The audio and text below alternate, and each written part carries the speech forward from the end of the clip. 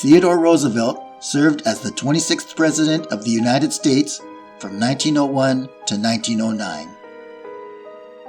Roosevelt was a no-nonsense, straight-to-the-point type of man, and he ran his presidency in the exact same manner. Once a member of the famous Rough Riders during the Spanish-American War, Roosevelt was also an avid hunter, conservationist, and experienced outdoorsman. During his travels, Roosevelt met and befriended a grizzled old trapper by the name of Bauman. Bauman was of German descent and was born and raised on the frontier. In 1890, Theodore Roosevelt published a book titled The Wilderness Hunter. In his book, Roosevelt wrote of Bauman's encounter with a strange beast. In today's episode, we will be retelling the story of Bauman's terrifying encounter with the legendary Sasquatch.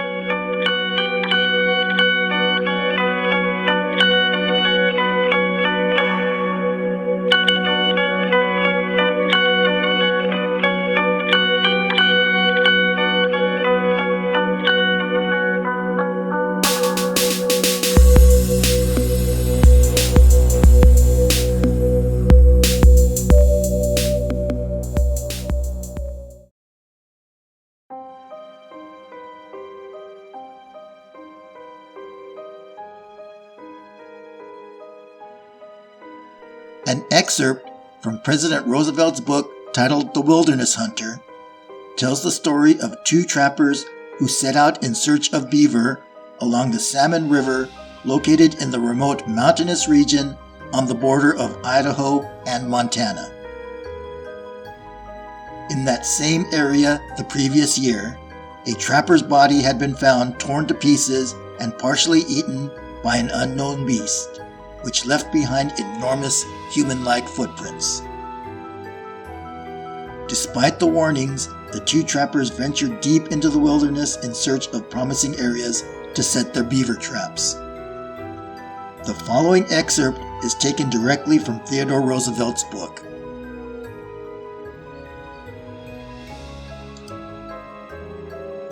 Frontiersmen are not, as a rule, apt to be very superstitious. They lead lives too hard and practical and have too little imagination in things spiritual and supernatural. I have heard but a few ghost stories while living on the frontier, and those few were of a perfectly commonplace and conventional type. But I once listened to a goblin story which rather impressed me. A grizzled, weather-beaten old mountain hunter named Bauman, who born and passed all of his life on the frontier, told the story to me. He must have believed what he had said, for he could hardly repress a shudder at certain points of the tale. But he was of German ancestry, and in childhood had doubtless been saturated with all kinds of ghost and goblin lore, so that many fearsome superstitions were latent in his mind. Besides, he knew well the stories told by Indian medicine men in their winter camps, of the snow walkers and the specters, spirits, ghosts, and apparitions, the formless evil beings that haunt the forest depths, and dog and waylay the lonely wanderer after nightfall passes through the regions where they lurk. It may be that when overcome by the attribute, both at the time and still more in remembrance, weird and elfin traits to what may have been merely some abnormally wicked and cunning wild beast. But whether or not this is true, no one can say. When the event occurred, Bauman was still a young man and was trapping with another man in the mountains along the Salmon River from the head of the Wisdom River. Not having much luck, the two decided to go up into a wild pass through which a small stream ran, said to contain many beavers. The year before, a solitary hunter entered that same pass. His half-eaten remains were discovered by mining prospectors. The hunter was seemingly slain by some type of wild beast. The knowledge of this event was of little concern to the true trappers. They were as hardy and adventurous as others of their kind.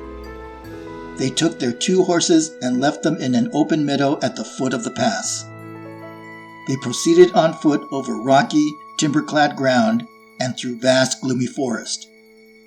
In about 4 hours they reached an open glade where they set up camp as signs of game were plenty.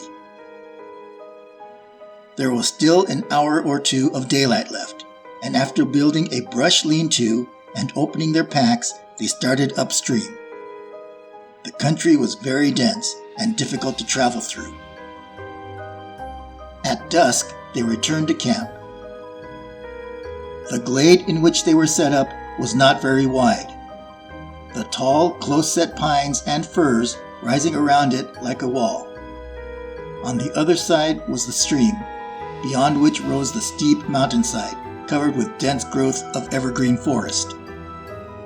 They were surprised to find that while they were away, something, apparently a bear, had visited camp and had rummaged through their belongings, scattering the contents of their packs and destroying their lean-to. The footprints of the beast were quite plain, but at the time they paid little attention to them, as they were concentrated on rebuilding their shelter and starting a fire. Darkness fell upon them as Bauman prepared supper.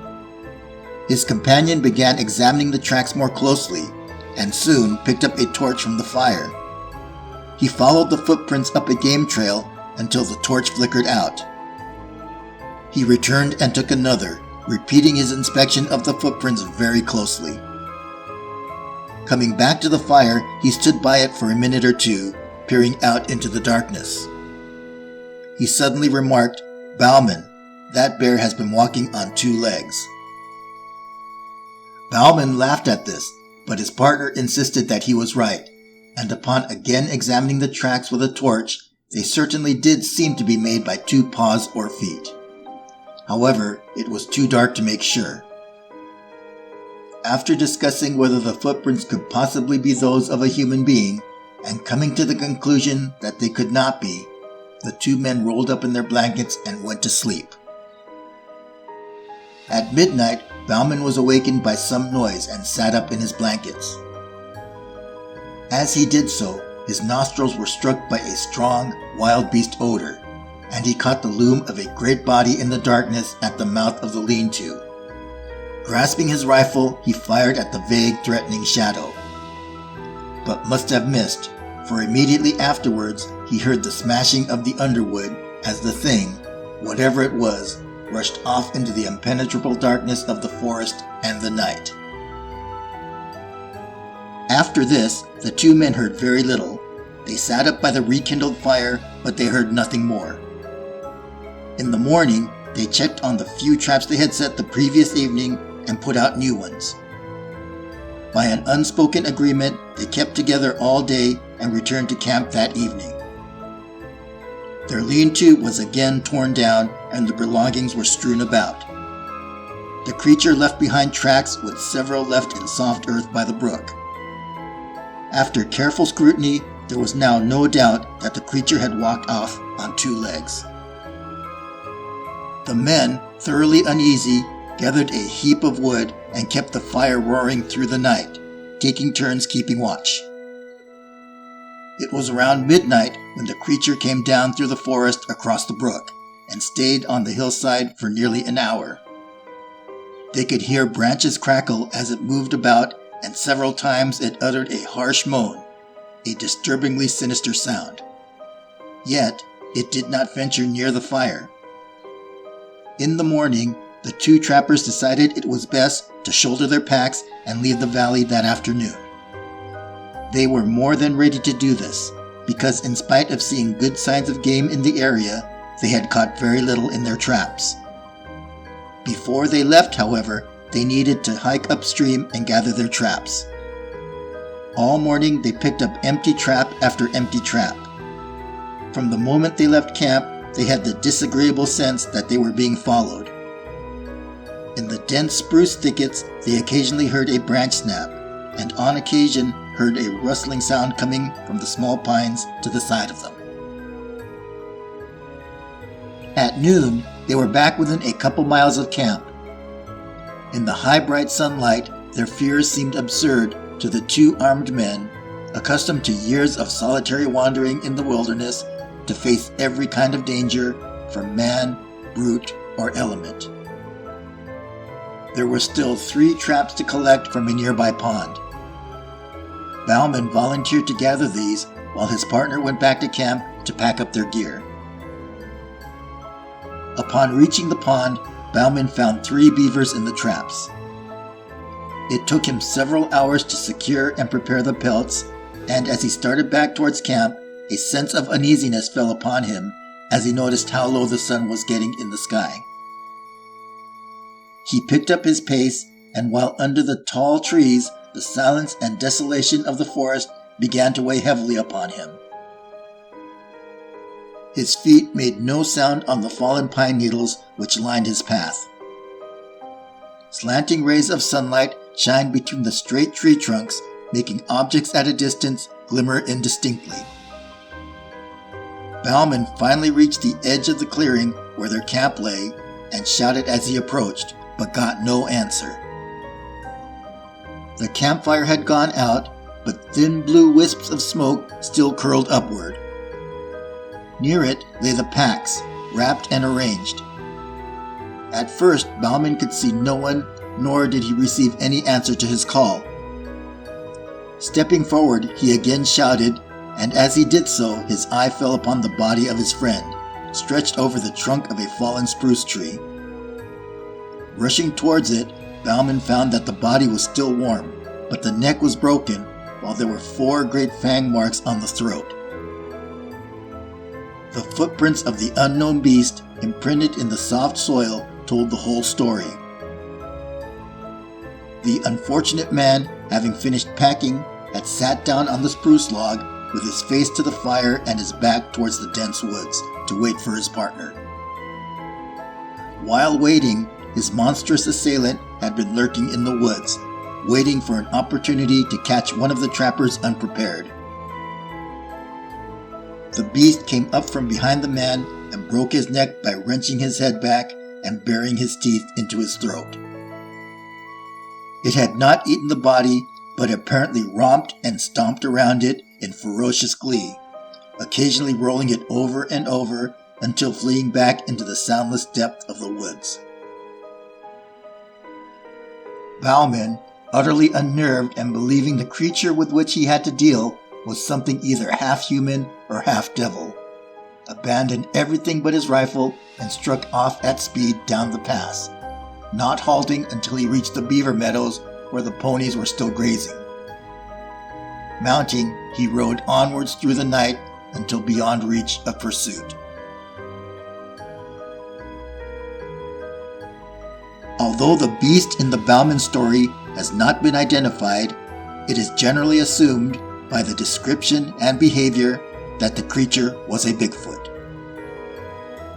To this day, that same location where the encounter described by Bauman occurred has been the site of numerous Bigfoot sightings and encounters. Although violent encounters with Bigfoot are quite rare, it should be something to consider for those who choose to camp and hike in remote wilderness areas. This concludes today's episode of the Paranormal Report. If you enjoyed today's episode, please give us a thumbs up and consider subscribing to our channel. The team at the Paranormal Report really appreciates your support.